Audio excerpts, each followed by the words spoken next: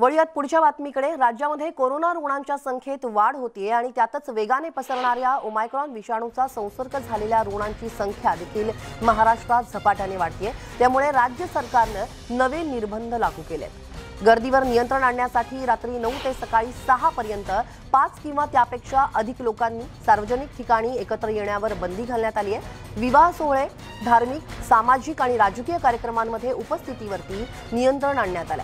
उपहारगृह, चित्रपट आणि नाट्यगृह, व्यायामशाळांमध्ये सुद्धा 50% उपस्थितीचे निर्बंध कायम ठेवण्यात आले।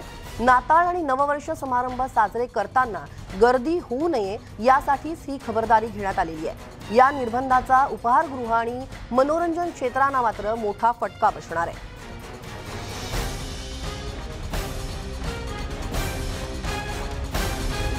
राज्यात ओमायक्रॉनचे रुग्ण वाढत असल्याने निर्बंध वाढवण्यात आलेले आहेत। आपण एक नजर टाकूयात नव्या नियमावलीवर। रात्री 9 ते सकाळी 6 पर्यंत जमावबंदी करण्यात आली आहे।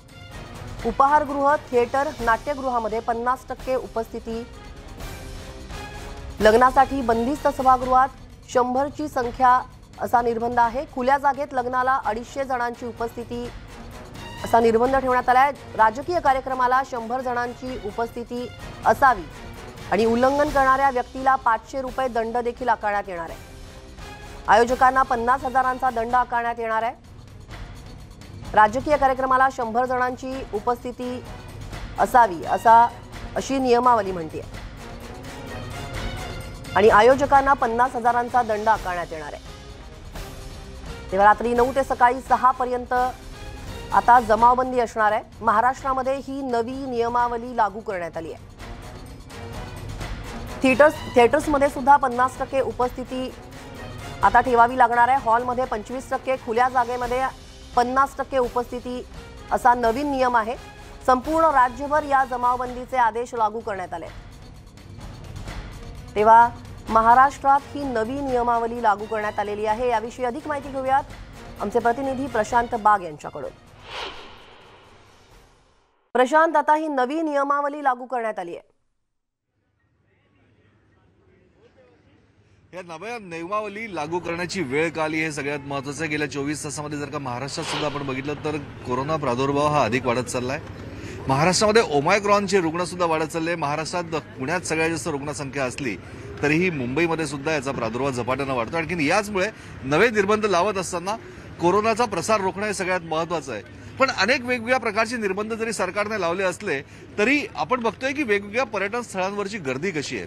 आता खरं तर हे अत्यंत असं एक लोकेशन आहे मुंबईतलं की महाराष्ट्राच्या कानाकोपऱ्यातनं या ठिकाणी सगळे वेगवेगळे पर्यटक या ठिकाणी येत असतात। गेटवे ऑफ इंडियाचं विलोभनीय दृश्य बघण्यासाठी येतात। या इथूनच मांडवा, अलिबाग, रायगड या ठिकाणी जाणाऱ्या जेट्टी जात असतात। अनेक नावं, मच्छीमार या ठिकाणी असतात। वेगवेगळ्या सिगल पक्षी, कबूतर सुद्धा या ठिकाणी येत आहे आणि हे सगळं विलोभनीय दृश्य बघण्यासाठी म्हणून सुद्धा अनेक पर्यटक येत असतात।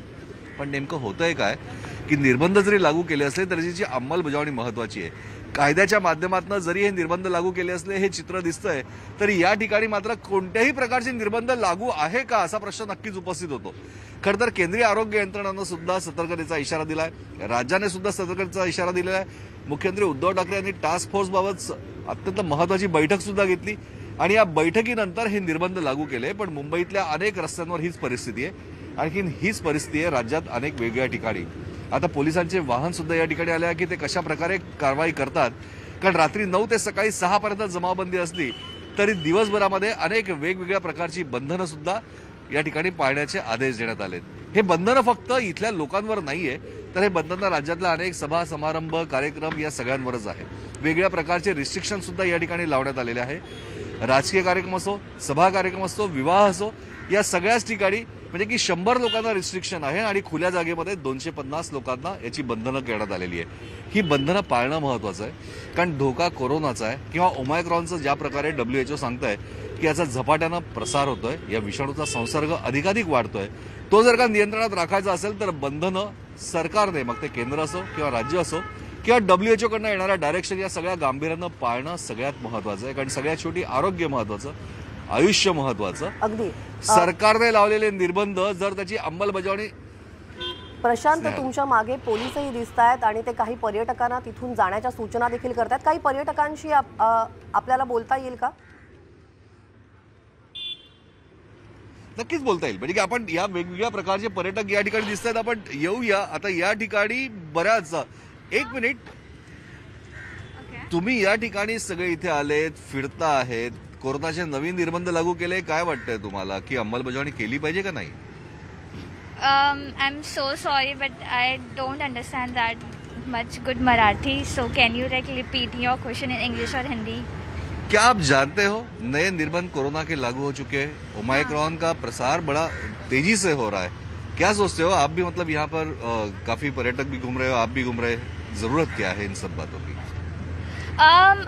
I know that कि मतलब 2 साल बहुत ज़्यादा सबके लिए बहुत ज़्यादा दुख भरे थे, सारे जनता के लिए, बट आई फील दैट कि इंसान घर पे भी कब तक बैठेगा, मतलब या फिर वो कोरोना से मर जाएगा या फिर सफोकेशन या डिप्रेशन से।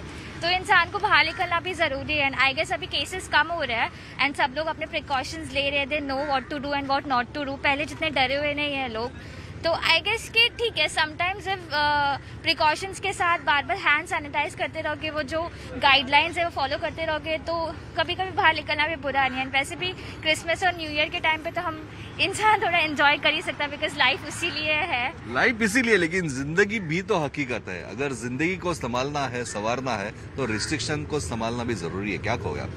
अभी सब प्रिकॉशंस के साथ ही सब केयरफुली, अभी जैसे हम जा रहे हैं बाहर, तो हमें ध्यान रखना चाहिए कि हम ज़्यादा भीड़ भाड़ में ना जाए या फिर खुद डिस्टेंस मेंटेन रखें जब भी जहाँ पे जाए, और ज़्यादा भीड़ करके ना जाए। हम लोग थोड़े थोड़े जन हमारे फॅमिली के साथ जाए, एकदम 8 जन 10 जन ना जाए।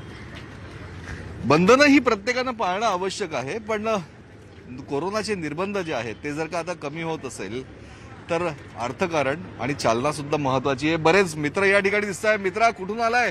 विक्रोली। विक्रोळी. काय सकाळी सकाळी गेटवे ऑफ इंडिया हाँ, घूमने आए थे। घूमने आए थे? आपकी आप आओ आगे। घूमने आए थे बस ऐसे ही, मॉर्निंग राइड। हाँ, लेकिन कोरोना भी तो बढ़ रहा है यार। हाँ, इसलिए हम लोग कोविड के मास्क वगैरह लगाए हैं सब पहले से, और आफ्टर 6 o'clock के बाद निकले, जो कर्फ्यू 6 बजे के बाद निकले। मतलब अमलबजावनी, मतलब जमावबंदी के बाद आप निकले हो, लेकिन देखिए ये बहुत जरूरी है कि मतलब भीड़ भाड़ ज्यादा ना हो या कोरोना को लेकर सतर्क रहे। नहीं, बरोबर है, हमने पूरा फॉलो किया हुआ है जो भी रूल्स है। 4 जन से ज़्यादा नहीं है, और 6 भी लोग 6 बजे के बाद निकल रहे हैं, और प्रोटेक्शन के साथ में है, पूरा मास्क लगा के सब लोग, जैसा जो भी रूल्स रेगुलेशन है। कायदा, निर्बंध, बंधनं या सगळे पाळून प्रत्येक जण या ठिकाणी येतोय. प्रत्येकाची इच्छा हीच आहे की नाताळ लागू झालेला आहे, ख्रिसमस लागू झालेला आहे, आनंद तर हवा. हे जितकं महत्वाचं आहे की आनंद आपल्याला मिळणं महत्वाचं आहे, प्रशांत, पण आपण तितकंच आता या महत्वाचं सगळ्या आहे की पर्यटकांकडून खरं तर ऐकतो आहोत की आम्ही सकाळी 6 नंतर निघालोय असं पर्यटकांचं म्हणणं आहे. कुठेतरी ते नियमावलीची अंमलबजावणी स्वतःहूनच करताना दिसत आहेत. मात्र दिवसभरामध्ये जी गर्दी होणार आहे, दिवसभरामध्ये ह्या जमावबंदीसाठीची काय वेगळी नियमावली आहे का? दिवसभरासाठी वेगळी नियमावली आज तरी सरकारनं लावली नाहीये, पण सगळ्यात महत्वाच्या 3 गोष्टी आपल्याला लक्षात घेतल्या पाहिजे स्नेहल, की ज्या पद्धतीनं मुख्यमंत्र्यांनी टास्क फोर्स सोबत बैठक घेतली आणि ही निर्बंध जी आहेत ही सध्या लागू करण्यात आलेले आहेत, पण हे निर्बंध अधिक कडक होऊ शकतात याचे स्पष्ट संकेत देण्यात आलेले आहेत. जर का या निर्बंधांचा सन्मान सगळ्या पर्यटकांनी केला नाही, जर का निर्बंधांचा सन्मान सगळ्या राजकीय पक्षांनी, सर्वसामान्य नागरिकांनी केला नाही, तर हे अधिकाधिक कडक होऊ शकतात. अशा प्रकारची परिस्थिती या आहे. सगळ्या नियमावलीचा सन्मान हा सगळ्यांनीच करायला हवा, नियमावली ही सगळ्यांनीच पाळायला हवी. प्रशांत, तुम्ही असेच लाईनवरती राहा. आपल्यासोबत मनोज कुलकर्णी आहे टिळक नगरहून. आपण मनोजकडे जाऊयात. मनोज, आता तुम्ही ज्या भागात आहात त्या भागामध्ये नियमावलीचं कसं पालन केलं जात आहे?